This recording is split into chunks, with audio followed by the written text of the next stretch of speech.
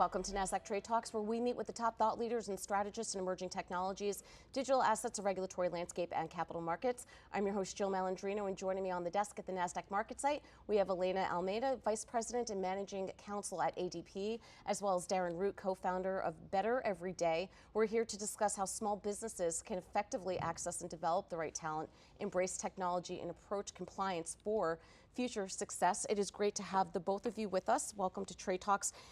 Darren, finding and developing and retaining the right talent certainly is important for small businesses to scale. What are some of the challenges and opportunities that you're seeing for small businesses when it comes to finding talent? Well, I mean, first of all, you can find talent, across the country, hopefully, and not just in your local community anymore. But I think, if you can create an environment that that younger people want to work at today, whether it's leveraging AI, using better systems, better technologies, I think those are the things that are pulling people in. Yeah, it certainly is. And Helena, I would say that we're at a key inflection point when it comes to talent right now. Absolutely. There's this kind of mix of fear and excitement when it comes to AI. There's people who are afraid that AI is going to impact their job negatively, and people who see the opportunities. ADP Research did a study recently, and it was 10% of the workers worldwide were worried that AI was going to replace them. 17% saw the possibility of a positive impact on their job, right? I think what all of us are trying to do, and that includes small businesses, is how do we harness that excitement, right, and minimize the fear? A lot of that's going to have to do with just making sure that small business owners are thinking about bringing their employees into the process and figuring out ways that that AI can help you. I mean, it was like 2 years ago, I couldn't get a cup of coffee at work without someone saying, like, hey, when is AI going to replace all the lawyers? I don't think that's going to happen. It's not going to happen now, but it's that now we're starting to think about how can AI help the lawyers, or how can AI help everybody's work, everybody's work day and work situation.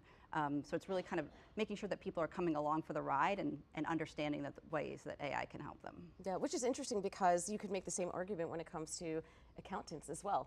Is AI going to replace a lot of the business there? Are there specific questions that small businesses should be asking their accountants, or how should they be engaging with them? Oh, I mean, most accountants are just overwhelmed by compliance work right now. Right. It seems like we're having this declining number of people in the profession. And with that, the demand seems to be really high. And so accountants are spending the majority of their time on compliance, Jill. And really what we're seeing is that small business owners are wanting more from their accounting firms than what the accountant has the time to provide them. And I think that small business owners have really got to turn to like a ChatGPT or some level of AI to start asking questions like, what should I be doing? Like, what's the best 10 tax planning ideas that I could be implementing this year if I own a hair salon? Yeah. And that's going to provide some information back, and then go to your accountant, because your accountant's kind of buried right now with compliance work, and so they're probably not going to come up with those ideas. Yeah, I mean, time is also the thing that the small business owners don't have, right? Because that the hair salon owner or the person who opened a bakery, they didn't do that in order to pay attention to compliance. So how can we, what can we do to help them make sure that they have time to spend on the passions of doing hair salons or bakery? And I think one of the biggest tips is really knowing your data as a small business owner. I mean, you can do this low tech, you can do it with HCM technology. AI has some great ways to kind of just nudge a business owner about changes in their data, like, oh, so your labor costs are going up, or attrition is going up, and just making sure that a business owner can see those trends and then ask questions to their attorneys, to their accountants, and really try to dig into how to resolve those things. Yeah. I think one of the real promises for accounting firms right now is that AI is going to help them with the compliance component, whether that's getting the majority of a tax return done quicker, or payroll done, with less friction, or whatever the case might be, their accounting, better maintained. So that's going to free the accountant up, hopefully, then to look out at their small business client and actually start being proactive and helping them. Yeah, I would also say whether it's legal, accounting, compliance, it's not a one-size-fits-all solution, particularly for small businesses because they do serve specific niches. And I think leveraging AI could help save some time for advisors in the legal and accounting capacity to help service them. Yeah, no, and it's a lot to keep track of, right? Because we have, if you're operating in one town, maybe you only have two sets of compliance laws to track, right? But a lot of companies are crossing borders and more borders and more borders, even small companies, right, with low numbers of employees. So I think knowing what to focus on, having those set of resources that you can turn to find out answers, so you know whether a particular pay transparency law applies to your company because you have 8 employees versus 5, and you can figure that stuff out a lot easier when you're using AI to help find those answers. Yeah, I mean, especially, let's go back to the hair salon example for a moment. Not only are you dealing with employment and tax, regulatory issues, you also have to understand your reporting to the Board of Health. And the local and state jurisdictions there as well. So there's a whole subset, managing taxes and legal advisory for hair or health service is very different than it would look like for a sports retail shop, as an example. Yeah, I think that, just to continue on the hair salon example, I think the owner has to find some trusted resources. There's just so much noise out there, Jill. Go on LinkedIn, go on any platform. There's advice coming from everywhere. I think that small business owners have to find their trusted resources, their trusted service provider, kind of like ADP and payroll.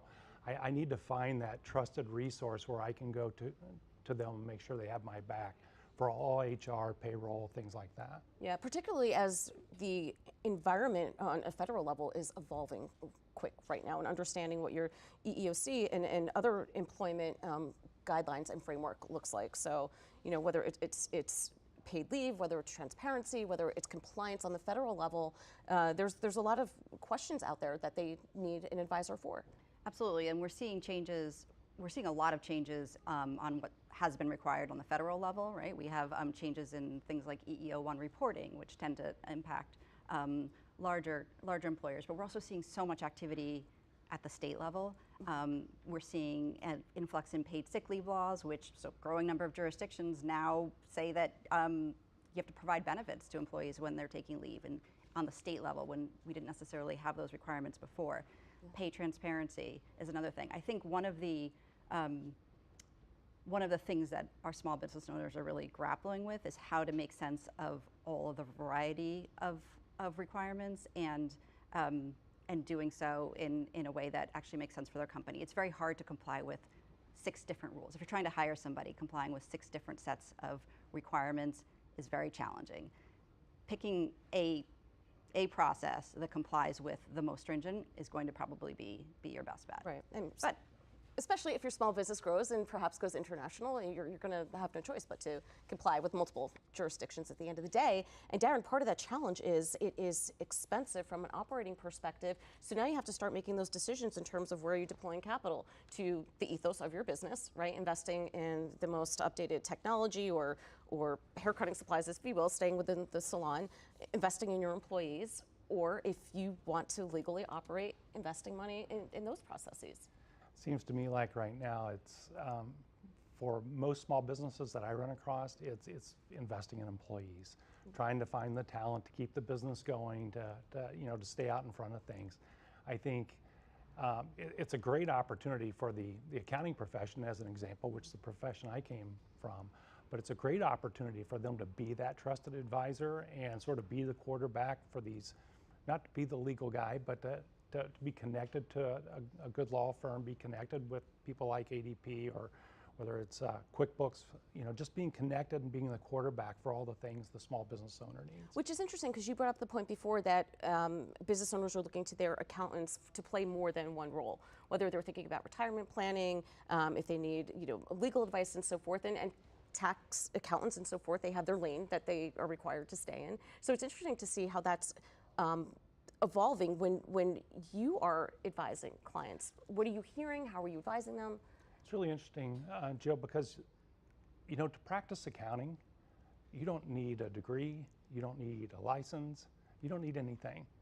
To do tax returns, to do financial statements, to do payroll, you don't need to have any licenses. It's really kind of interesting. Yeah. To attest to financial statements like an audit or review, a compilation, you have to be a CPA. So for the majority of what small business owners need is not attest services. They just need kind of compliance services and advisory services. So anybody can be in that business. And with AI today, you can really help small business owners by being proactive and let's say you get into the tax and accounting business. If you're good at business, you can really be a good advisor for a small business owner by leveraging AI, and that's what the small business owner wants from you. Yeah, I'm not sure though, Helena, if AI is the one-size-fits-all solution either. Though I think there's always going to be a human in the loop. Never mind for compliance purposes and so forth. But I think there's always going to be some human interaction. It's interesting. I think the more that I talk about AI, the more I'm talking about humans, really, because the more technology that the key for AI is really thinking about where the human needs to be.